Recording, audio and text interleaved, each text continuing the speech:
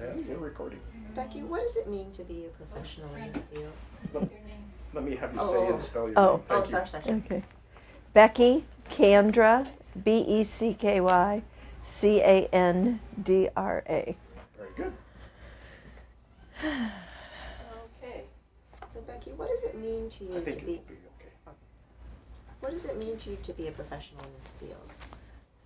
To be a professional in this field means to have a deep commitment to the work that we do. Just like I think for any profession, if you're going to really be professional about it, you have to know what you believe in. You have to be trained and have the education and the deep understanding of the work that we're doing.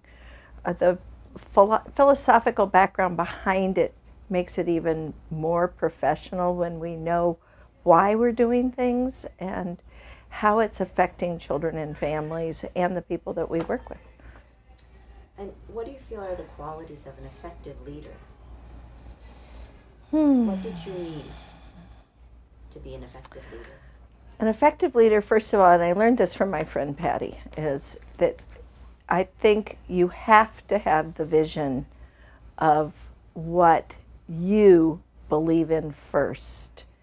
And then you find people and you share with people your vision and you listen to what their visions are. I think a really effective leader is a really good listener. So did you do a lot of collaboration when you say that you want to hear other people's vision? Yes. In what ways did you collaborate? To me, collaborating means not always having your own agenda. I think it means putting ideas out there, but also being willing to take other people's ideas and then working for the very best solutions that you can come to for whether it's curriculum, whether it's for working with a certain child or helping teachers move forward. I think any of that would help. Really requires collaboration. Can you think about a time where you had to deal with conflict? Oh, no, never. A time I had to deal with conflict. Yes, I can think of several. Can you share a story about one of those experiences? Well, I think we can see it from both the standpoint. It's usually working with adults in this field where the conflicts really take place the most, and it's usually built around sometimes a misunderstanding where someone will think that they're hurting their feelings have been hurt by someone or someone has hurt their feelings and that they just quit talking to each other. I think the hardest part of conflict resolution is when people refuse to talk to each other. And so keeping those channels open and being willing to listen to both people, but really truly empowering people to go to each other and tell each other what's happened, how they feel, what they need, really helped me. I learned that I couldn't solve other people's problems. You know, when I listen to your response, I think about the role of trust. Mm-hmm. And I'm wondering if you think about your role as a director of your program, how you built that trust among your staff. To me, being a good director, I tell students, and to build trust, I think you have to be the best assistant teacher that any teacher could ever have.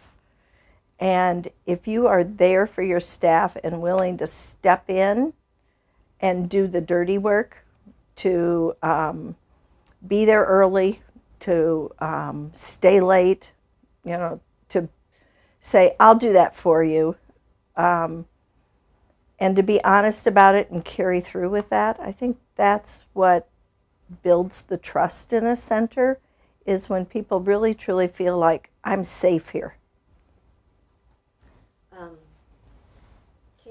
describe if you've used reflective practice with your staff and how you did that? Ooh, getting people to think about their thinking is really difficult. And I think as we became more constructive in our thoughts about how we learn, how we're always learning, and it's a co-learning process, I think people became more reflective on, well, what does this mean to me? What does it mean to the other people if I do this? Teaching is such a quick decision-making kind of profession. You don't have time to always think in the moment. And so to be able to go back and think, okay, maybe I should have said this, maybe I could have done that, makes it a difficult way of always being. But I think the more intentional we can be, and the more we have thought ahead about situations and what could happen if we do this or if we do that, and the more practiced we become, I think we become more reflective. But I think it's that intentionality and of thinking through what we're doing. So it sounds like you really think in terms of how to support your staff and in turn the families of the program. But I'm wondering if you think about your role as a director and as a leader, how did you find energy and relief and really nurturing for yourself? I drink a lot. Thank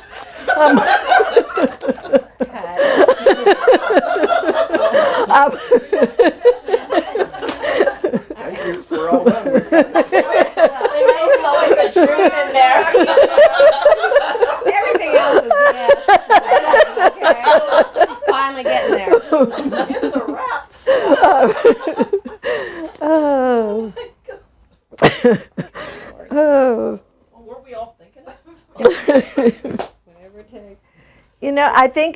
I think my peer support, I think reaching out to other people, the organizations I've been involved in, going back to school to get my master's degree, being involved in professional organizations, knowing other wonderful directors from the time I first started, 30 years ago with the church-related directors group, and being able to call the director that had the very first accredited center in California and say, how did you do that? And having her say, here, let me help you. And I think learning from that we each pay it forward, and that there's always going to be, if to have a friend, you have to be a friend. And to have support, you have to give support. And I think that that's what I've learned over the years, is that, if you love what you do and you love who you're doing it with, you can keep going. Kind of like a marriage, I guess. Oh, mine didn't work, but. Where do you know everything about marriage? But my school. Okay, I think it's Oh, good.